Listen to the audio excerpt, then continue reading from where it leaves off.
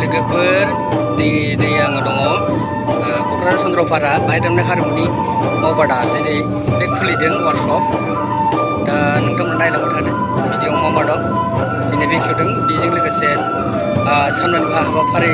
लादों दा बेवहाय जोङो माने इन्सपेक्टर बिसोरनि ट्रेनिं आरो दा बेखौ लागासिनो दं दा नायलांबाय थादो नोंथांमोनहा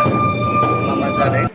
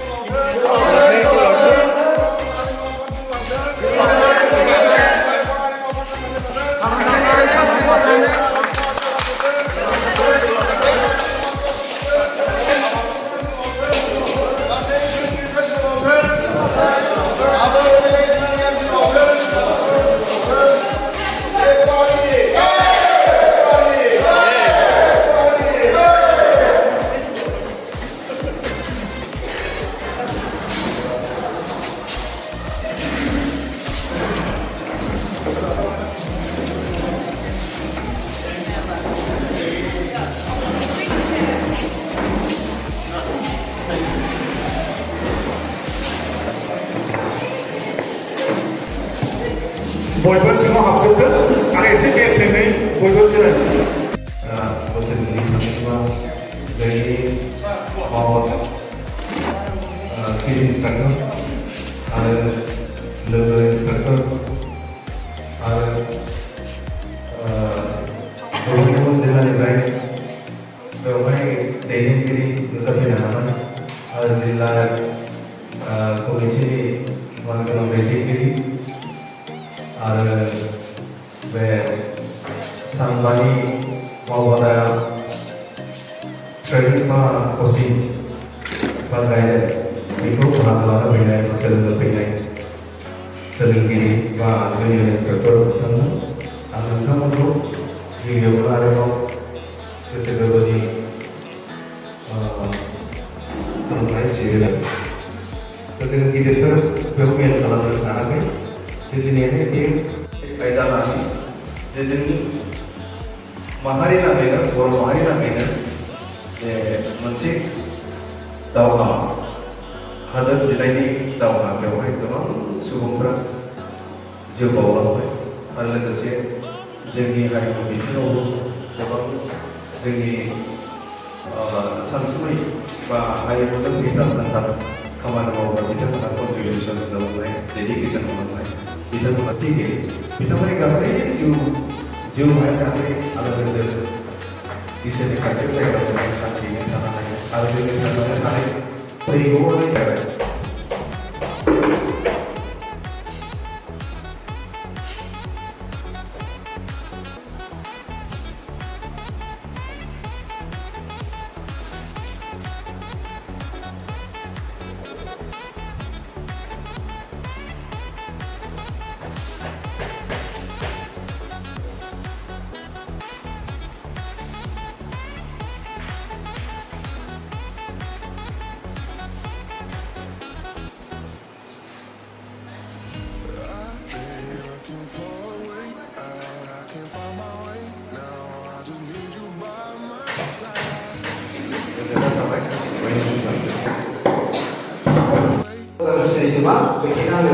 जोंनि गाहाया लासै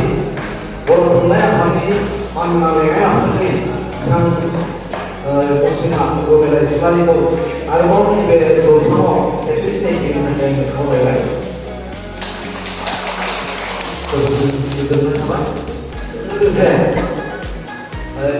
जोंहा दुलाराय बर' हारिमु आफादाव सा 11 जन जोंहा इन्सट्राक्टरफोर दङ दासिम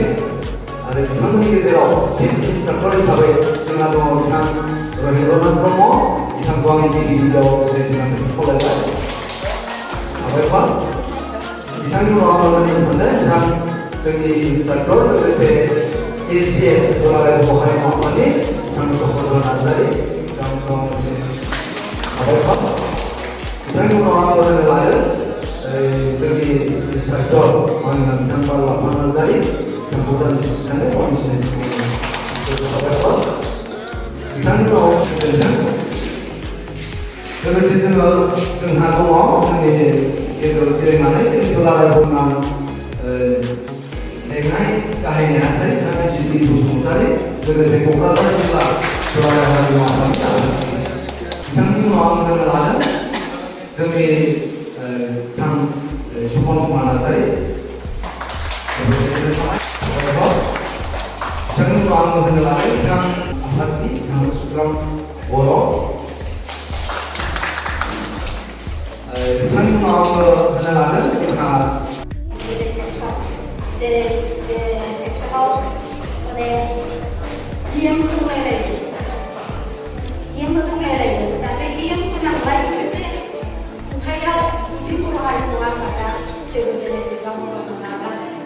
जोंनि थाखाय साननो नांजागोन आरो जोंनि बयबो जयैनो माने रावबो गोनां जागोन आं आसा खालामदों बेफोर गासैबो मोजाङै जालांगोन दा हारिमु होननायाव आरोबाव आङो एसे बुंदेरबावनो लुबैयो जों बयबो मिथिगौ हारिमु होनोब्ला हारिनि दिनै बे हारिनि महर मुस्रिखौ बिथांमोना गेबेङै लाखिनो जुजिदों मानि गेजेरजों गाहाय बिथांमोना मोसानाय मेथाइ खननाय दामनाय देनाय अर्थात मिउजिक देंखो बेनि गेजेरजों बांसिनै गुरुत्व होनायखौ आं नुनो मोनो जेब्ला आङो माबायाव गफुराव कनफारेन्सआव फोरोंफिननांगौ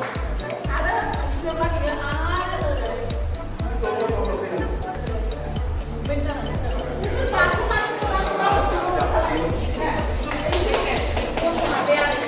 जाबाय लाइनाव फैबाय जोंहा जों मोनसे नियमजों खारनांगोन जोंनि सोलोंनाय एबा फोरोंनाय हाबाफारिया मोनसे थि नियमजों खाराब्ला फोरोंनायाबो फोरोंनो हाया सोलोंग्राबो सोलोंनो बे मोनसे थुनलाइनि समान थुनलाइनि रावखान्थिनि समान जेरै रावखान्थिया थिग थायोब्लासो रावखौनो मोजाङै सोलोंनो हागोन थिग बेबायदिनो जोंनि देंखोनि खान्थिया जुदि थिग थायोब्ला होमबा जों देंखोखौ देंखो होननायनि मोसानाय जों गासिबो लाजोबबाय बे देंखोफोरखौ आरो मोसानाय सोलोंनो हागोन बा फोरोंनोबो हागोन सोलोंनोबो हागोन एकाडेमि लाइनाव फैनाय लोगो लोगो जों बेखौ खान्थिनि गेजेरजों जों बेखौ महर होनो हानाय जाबाय रोजा रोजा साबायखर जासिबाय आरो बावहाय गुबुन गुबुन जिल्लानिफ्रायबो बावहाय माखासे आफादगिरिजों लोगोसे नेहाथारि आरो बिथांनि मावगिरिफोरा फैदों बिथांमोननिसिमबो जोंनि मेलखौ मेहेरगोनां जाफुंसार होफैनायनि थाखाय बिथांमोननिसिमबो साबायखर जासिबाय जोबथारनायाव जोंनि बे दिनैनि जुनियरफोरखौ लानानै खुंनो लानाय मावबादानि बे गेवजेननायनिफ्राय लाजेननानै दा जोबजासिम समायना रमायना मेहेरगोनांसिन खालामफैथारनायनि थाखाय जेवारि सावजेननानै रेबन हास'नानै आरो गाहाय आलासिनि बिबुंथि लाखिनानै जोंनि मेलखौ मेहेरगोनांसिन समायनासिन जाहोनायनि थाखाय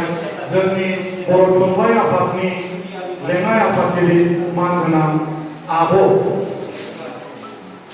रमेला इस्लारिनिसिम रोजा रोजा साबायखर बावनानै आंनि साबायखर बावनाय हाबाफारिखौ एसेनो खालामनो अननानै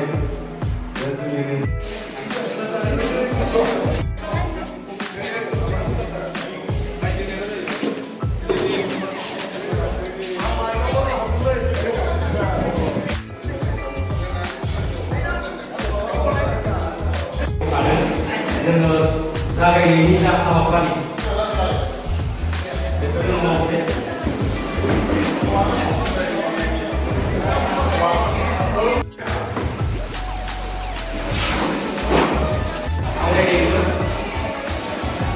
बेनि उनाव नाव जावनायनि गुबै देंखोनि रटेसन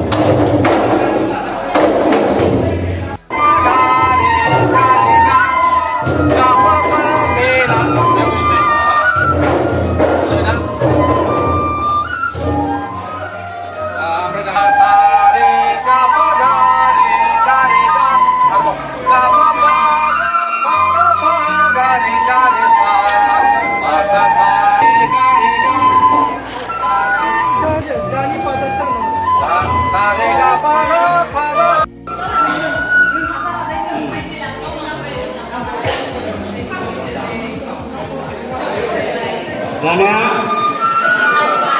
खोनासं मोसाग्राफ्रा मोसानायनि कस्टिउमखौ बुंनोसै आं जेनेबा दे बे नाव जावनाय मोसानायनि कस्टिउम बेवहाय माबायदि देलायगोन मा लागोन मा थागोन नङा होमबा जों बेखौ मिथिगोन आरो दाथ' नोंसोरना जेबो गैया जोबोर इयुनाव मोसाथारोबा बेखिनि कस्टिउमखौ लानांगोन आरो गिबियावनो थागोन खर'आव सि गुफुर गाहायजों संगोन आरो दे थुंग्रिनि हमनाया बिदिसो थागोन बिदि नङा आरोखि गोसोआव लाखि थुंग्रि गंसे थागोन आगसिजों सि गुसि थागोन दाना बे थुंग्रिखौ दाहार सिबनाय बादि आरो बैथा सिबनाय बायदि नाव जावनायनि बैथा सिबनाय फावजों बे थुंग्रिखौनो सिबगोन आरो बुजिबाय खुगायाव बिरि थागोन बिरि साल बिलाइनि बिरि बे जाबाय कस्टिउम बेनिफ्राय गाननायाथ' मा दौदिनिया जेरै गानो खेराइयाव थुंग्रिया गोजौजों नङा गाहायजोंसो ओमफ्राय आगसि आखाइजों गावबा गावनि फास्राखौ लाजायोसो लायोमोन दा फास्राखौ लाजायो रुमाल लाजायो आगसि आखाइजों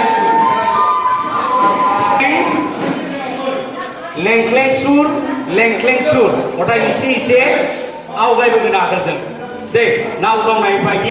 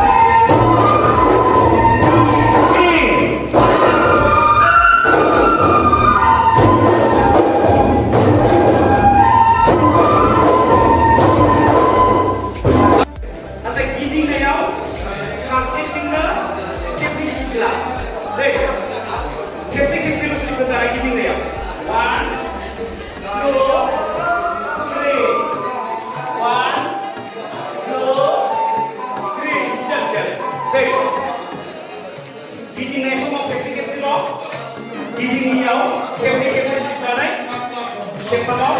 सिट होनाय रेडि 1 2 3